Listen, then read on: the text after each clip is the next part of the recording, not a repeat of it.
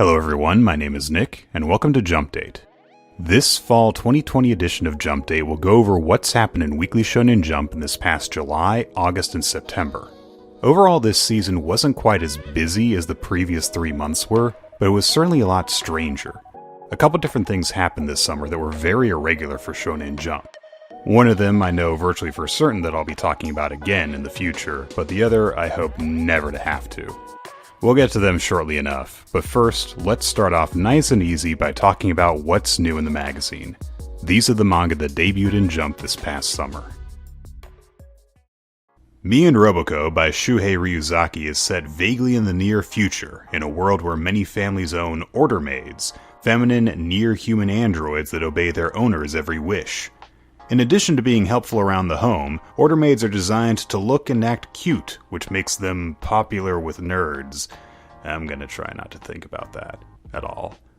One day a young boy named Bondo was able to convince his mother to get an order maid for their family. However, instead of the cute, doting robot that Bondo is expecting, the order maid that arrives is Roboko, a large, eccentric robot that seems completely unsuited to housework. Follow Bondo as he spends his days with Roboko, his friends who bully him in a bizarrely nice way, his incredibly quick-to-anger mother, his crush who's secretly a cutthroat board gamer, and the tiny bipedal lion that Roboko adopts. So when I originally wrote the script for this portion of the video, I kind of copped out a little bit. I went on this whole tangent about how there are some forms of comedy that I don't really feel up to analyzing in detail. I just either find them funny, or I don't find them funny, and I struggle to really explain why. Me and Roboko is one such comedy, one that I don't find funny. There's an occasional joke once every few chapters that's at least a little amusing, but for the most part, the humor doesn't really connect with me. The thing is, I don't find too much to be dislikable about Me and Roboko, beyond the fact that a core comedic aspect of the series is that Roboko herself is not traditionally attractive and effeminate. Like, that's the whole joke. She's big and husky and she has Nappa knees, as is pointed out on multiple occasions. All that said, there was another comedy series that debuted recently that I found much less amusing, which leaves me feeling a bit more positive about this one as a result, and less like I need to justify why I don't like it. And I can at least see how others could find the series entertaining. The chapters are self-contained little stories with some nice variation in setups and jokes, while the manga as a whole remains consistent in how it portrays its cast of oddball characters. So, while I'm not going to give Me and Roboko a ringing endorsement or anything, I'm also not going to be shocked if I hear from someone that they like it. Phantom Seer by Togo Goto and Kento Matsura opens on Riku Aibetsu, a friendly girl who enjoys helping others. Recently, Riku has seemingly developed a sixth sense for danger, allowing her to protect her friends when mysterious accidents occur. She then meets Iori Katanagi, a boy who has the ability to exorcise malicious phantoms, one of which is haunting Riku. As it turns out, Riku is a beckoning hand, a person with the innate ability to draw phantoms toward them, meaning that she has actually been the source of danger she's had to protect her friends from. Iori is a talented shaman who is able to call upon the powers of the shadow demon Ungyoki to combat phantoms, but unfortunately he's selfish and uninterested in helping Riku with her problem. However, Iori is at the whim of his mysterious older sister, who commands him to protect Riku from the phantoms she attracts. I find it really difficult to get into Phantom Seer despite thinking that it's probably the best out of the latest crop of manga, because it just feels like there are so many series like it that have run in Jump lately. I'm honestly getting tired of making this point, but it just keeps coming up because these series keep coming out. Outside of that context, I feel as though Phantom Seer would stand out a lot more. The artwork is strong, the characters are decent, and the manga quickly establishes a lot of elements of its world and mechanics that I find interesting and instantly memorable. And even amongst so many other series with similar premises, Phantom Seer manages to stand out through its use of horror elements. This may be stating the obvious, but a Monster of the Week format is way more effective if you have good monsters, and Phantom Seer definitely does. It has some really good unnerving moments and legitimately creepy visuals. Whenever a phantom appears, the tone is disquieting and sometimes unsettling before looping back around to a more standard shonen battle flavor. The most recent Jump series to really pull that off was The Last Sayuki, a short-lived series which I think was able to achieve much greater heights than Phantom Seer when it was at its best, but it was hampered by a lack of consistency in tone. Phantom Seer, in contrast, has been very consistent in its approach from the outset, and I think if it sticks to it, then it'll have a chance to distinguish itself from its competition, and potentially to grow into a story that's more compelling to me individually. So look, Phantom Seer, I want to like you. So please just stick around long enough for me to open up, okay? Kotaro Iwatani is all set to start his first day of high school, but as he's about to leave home, he learns that his father is also starting high school, and at Kotaro's school no less. Kotaro quickly discovers that his 8-year-old sister, his mother, even the family cat Gomez, all of them will be attending high school together. And that's it. The family goes to school together, hijinks ensue.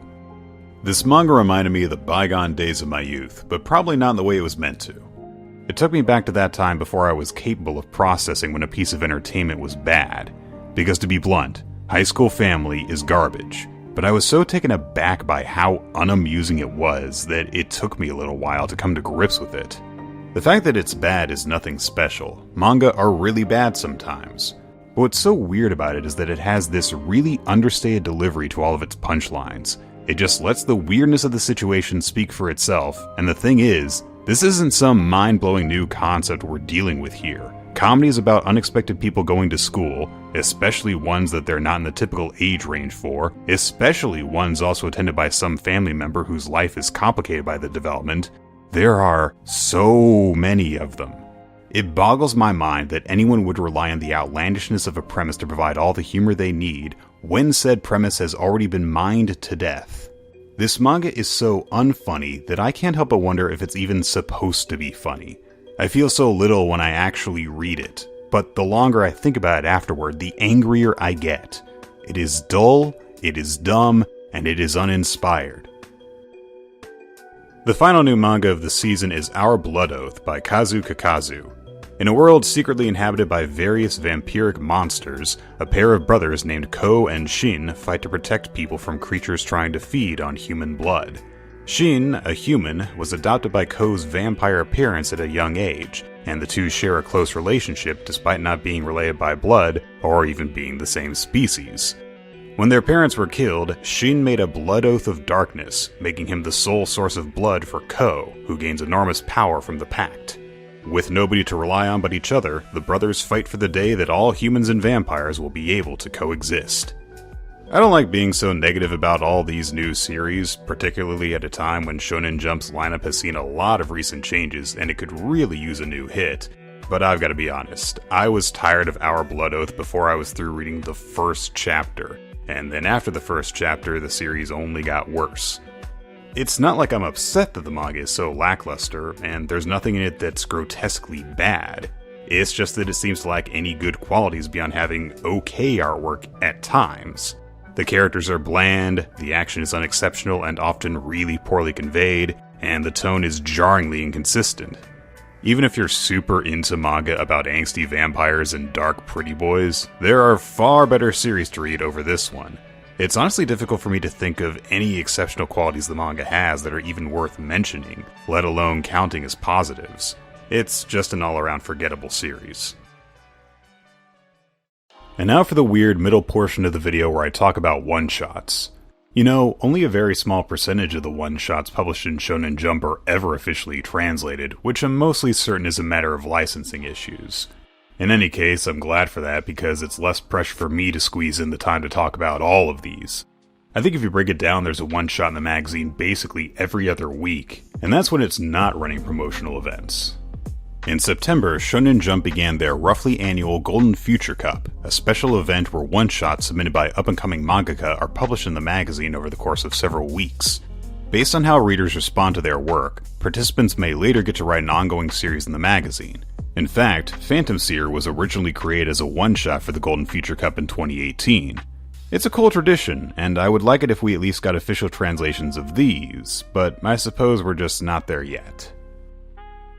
Before we move on with the one-shots discussion, please take heed of the trigger warning here, as this next manga deals pretty heavily with the topic of suicide. I personally won't be going over it in much detail, but there are some potentially disturbing visuals ahead. The lone one-shot that did get an English release this summer was Spirit Photographer Saburo Kano by Kayu Shirai and Posca Demizu.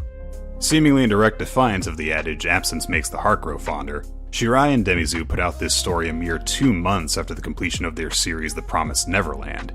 And then they came out with a special chapter for The Promised Neverland barely a month after that. Come on guys, how am I supposed to miss you if you don't go away? As for the one-shot itself, the eponymous Saburo Kano is a photographer who specializes in taking pictures of the spirits of the dead, which enables them to pass on to the afterlife. While looking to photograph the spirit of a woman named Yoko, who seemingly committed suicide in her apartment, Saburo enlists the help of Yoko's next-door neighbor, a young boy named Sota. While Sota initially claims that he and Yoko were strangers, as the story unfolds, we come to see how the two are connected, why Sota denied that they knew each other, and what actually happened when Yoko died. It's a well-constructed short story with a nice little twist, and unexpectedly, a really heartwarming conclusion. I don't know if I want to see any more of this story, but it was a perfectly nice read on its own. And it's good to know Shirai-sensei hasn't completely lost his writing chops after The Promised Neverland's quality plummeted. In addition to their one-shots, Shonen Jump also began publishing limited-run, digital-exclusive series this July. While it's worth wondering if this could affect the format of the magazine in the future, for right now, the series haven't officially been translated into English, so there's not a lot for me to comment on. And right around here, I was planning to have a nice little transition to talking about a limited series that we did get in English, but then it turned out Burn the Witch isn't a limited run series, but also it still is. Kind of. Maybe. To provide context for those of you not aware, in July 2018, Shonen Jump published a one-shot by Tite Kubo, the mangaka of Bleach. The story's setting was something of a reflavoring of certain elements of Bleach. Noelle and Nini are a pair of witches belonging to a London-based organization, or technically reverse London-based organization. They are tasked with controlling a population of dragons, which have generally been integrated into reverse London society, but of course can potentially pose a threat to humans. A year and a half after the one-shot came out, Shonen Jump ran a live-stream event to announce a set of upcoming projects for Bleach's 20th anniversary. In addition to the announcement that the final story arc of Bleach was going to be adapted into an anime, more than 8 years after its previous episode aired, the panel also announced that Burn the Witch will be returning to the pages of Jump for a limited run, as well as getting adapted into an OVA. Everything's coming up Kubo. Burn the Witch ran for only 4 chapters, but that was the plan. It gave us a new world that still felt fresh and new once the story was complete, and served as a teaser for the fully animated project that came out soon after. And then there was an announcement that a Season 2 of Burn the Witch will be coming soon. This seems to indicate that Burn the Witch will be a special entry in the Shonen Jump lineup going forward, popping up every now and then for a few weeks at a time, rather than running continuously. As for how good Burn the Witch is, the first season seems to have gone over well with the people it was intended for, fans of Bleach. I think that's a better indicator of its quality than anything else. I mean, I could go on for a bit about how its setting doesn't seem to make sense all the time, and some of its characters come off as way lamer than intended, and certain jargon is never contextualized or explained, and certain plot developments are paced really strangely. But here's the thing. Overall, even I am actually pretty happy with how this project has turned out so far. These limited runs really help you to appreciate individual plot arcs more, and I can't think of a mangaka better suited to this format than Kubo-sensei, who has a bad habit of getting, shall we say, unfocused when he writes for too long. Certain aspects of the story are annoying to me, but overall, I'm glad to be able to read Kubo-sensei's work again. There is no other mangaka quite like him. The one criticism I have that I feel very strongly about is that the guy really needs to stop getting fashion and naming ideas from the Nazi Schutzstaffel. Dude, just stop. Alright, there's no easy way to transition to this next part of the video, but something happened a couple months ago that I don't really have a choice but to address.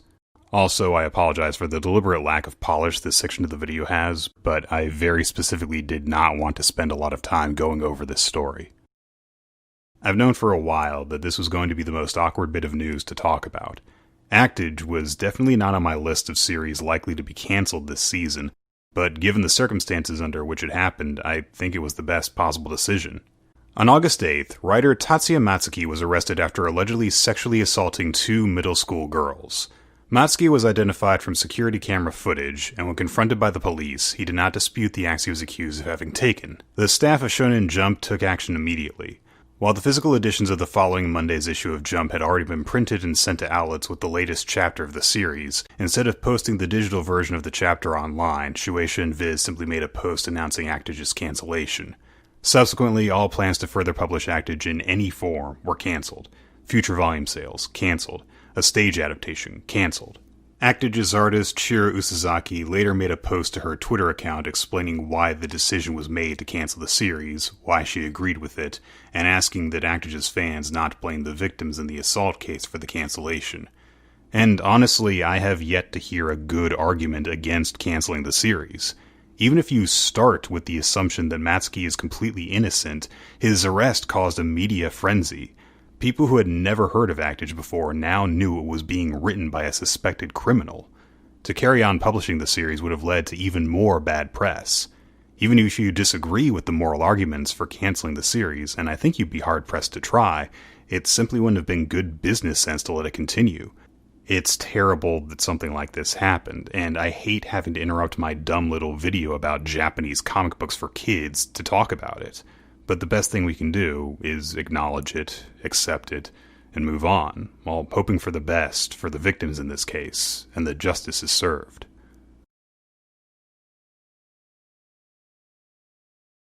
And that brings us to our recently concluded series. These are the manga that finished their runs in Jump this season. Be advised there will be some form of spoilers ahead for all of these, but especially the middle two. Debuting last year, Mitama Security was a comedy take on Spirit Exorcist series. High schooler Rina Haze is haunted by nearly a full 100 spirits, so she is approached by Jo Mitama, a Security agent. Rei means spirit, as has to be pointed out in annotations literally every time the word is used in a pun, which is very often. Despite being a spirit buster, Mitama ain't afraid of no ghost, which in this case the double negative means he's afraid of them, very much so. And he's just generally really bad at his job, though he does seem to always eventually come through in the end whenever Rina is being harassed by a troublesome spirit. When I briefly mentioned Mitama Security in the first Jumpdate, I was pretty dismissive of it. It was a comedy series that I didn't see any merit in because I didn't find it even slightly funny. Now, while the roots of that opinion remain the same, I have come to a slightly more positive stance on the series as a whole since I revisited it to prepare for this video. I absolutely cannot get into Mitama Security's sense of humor. I was just never entertained by Mitama's whipping boy act or any of the many other running jokes associated with the different members of the cast. However, I will say that the manga does get pretty sweet over time. While there are a lot of characters who seem to primarily exist for the punchline that they're pathetic, somehow the series never feels all that mean-spirited, pun not intended.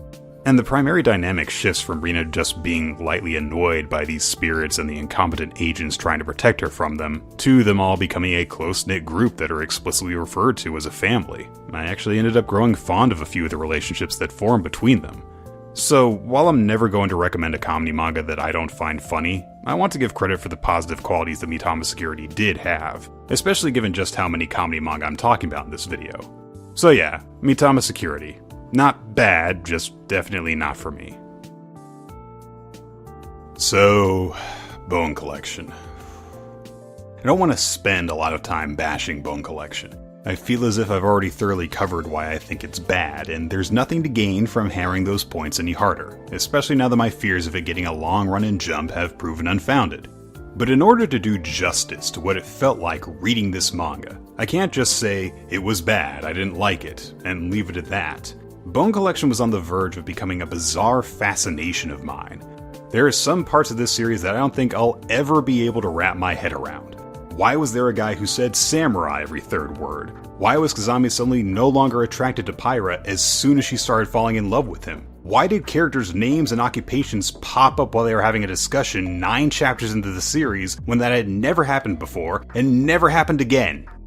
Sometimes I would get the impression that Kirarazaka-sensei was changing their mind about how to write the series, what with how a lot of early characters were being pushed to the side, and there being a one-off chapter that actually emphasized Kazami's good points and kept the mean-spirited jokes to a minimum.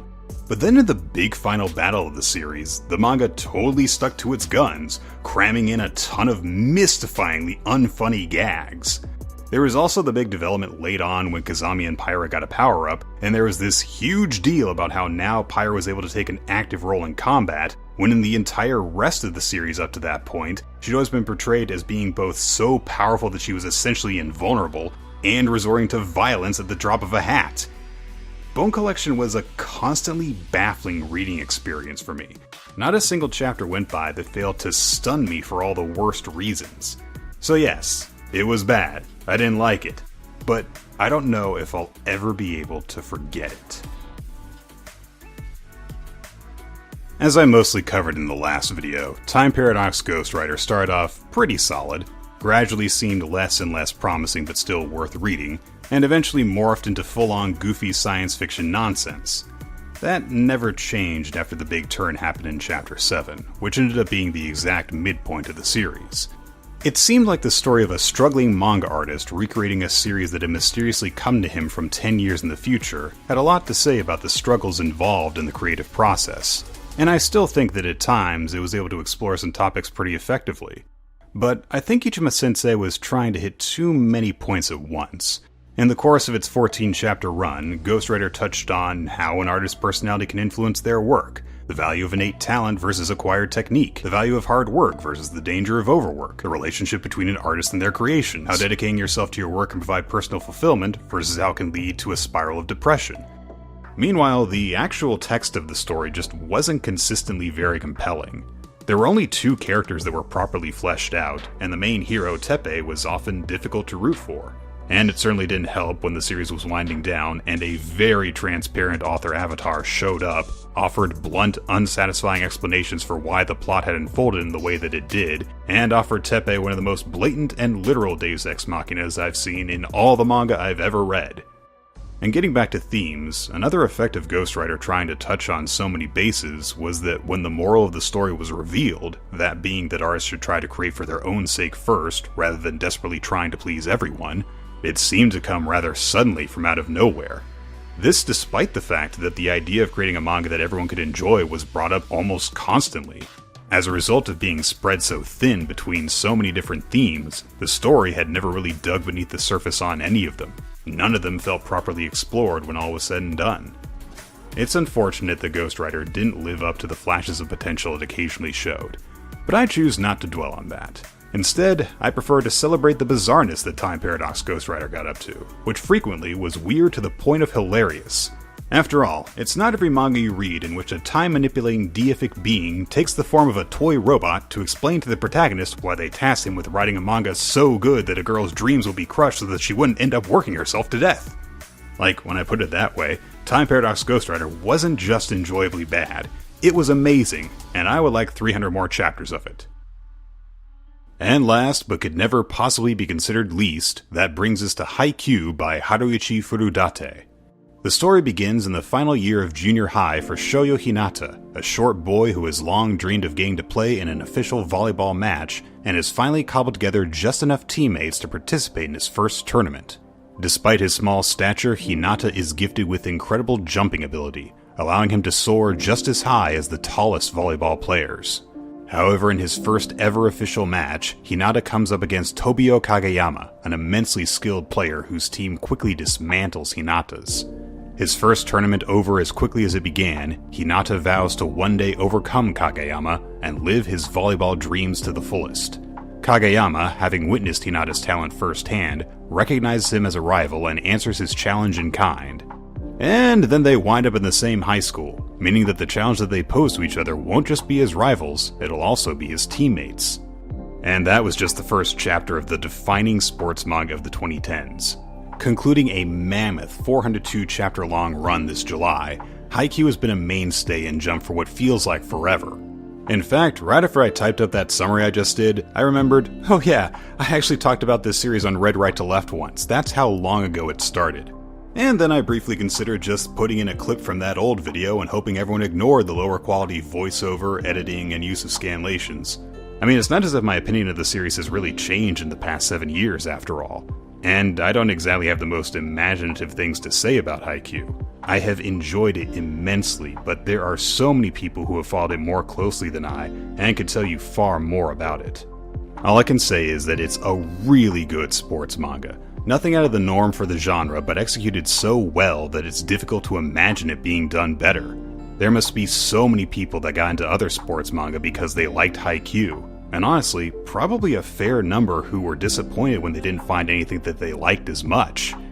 And might not find for a while. In addition to being one of the best sports manga ever to run in Weekly Shonen Jump, for the time being, Haikyu is also the last. When Haikyu ended, no other sports manga were running in Jump, and none have been announced since, which is actually unprecedented. From Haikyu going back through Kuroko, Aishil 21, Prince of Tennis, Slam Dunk, Tsubasa, all the way to Chichi no Tamashi in its first ever issue, there was literally always a sports manga series present in Shonen Jump throughout its 50-year history, until Haikyu ended. Besides which, Haikyu was also the second longest running series in Jump at the time of its completion. Just 3 of the series in Jump now are more than 5 years old, whereas more than half of them only debuted in 2020. In a magazine where the majority of published series are cancelled within their first year, that really makes it seem like Shonen Jump is in the midst of a kind of transitional period, and Haikyuu's conclusion marks a changing of the guard. But in reality, this situation is more the result of coincidence than anything else. Yes, many successful Jump series ended very recently, and the gap they have left behind hasn't filled in just yet. But while it almost certainly will one day, we can't possibly be sure how. We don't know which series will be Jump's next big success. Okay, it's Jujutsu Kaisen, but after that. Maybe it won't even be a manga that's already debuted. In all likelihood, more of these series will be shortly cancelled than will go on to make it big. But if there's anything Haikyu has to teach us, it's that one of the reasons that success in competition is so special is that it's so much more likely that you fail. Yes, there will be many short-lived, forgettable manga ahead, but when that next breakthrough success happens, it'll be all the more special for it. And that's the note I want to end on. I don't care to engage in speculation very much, but I still look forward to whatever amazing series the future brings, and hopefully, that'll include another great sports manga. Thank you for watching the video through to the end. If you liked this video, maybe consider showing it to someone else who might enjoy it, and use the YouTube buttons if you want to see more in the future. And thank you to everyone who provided feedback on the previous Jump Date. Hearing your thoughts is the main reason I upload these things. Be sure to follow me on Twitter, listen to me on Weekly Manga Recap, and if you're open to the idea of supporting the show financially, please consider becoming a supporter on Patreon. Backers receive benefits such as 48-hour early access to each new Jump Date. At this time, I'd like to thank my patrons who supported this video: Adrian Giazza, Farrell the Gecko, G. Flugel, Mitchell Henkelman, Nico Harrington, Ninja X3i, Skimono, and Starlight Glimmer did nothing wrong. The next video will cover the end of 2020 and should be up sometime in January. Until then, goodbye and good night.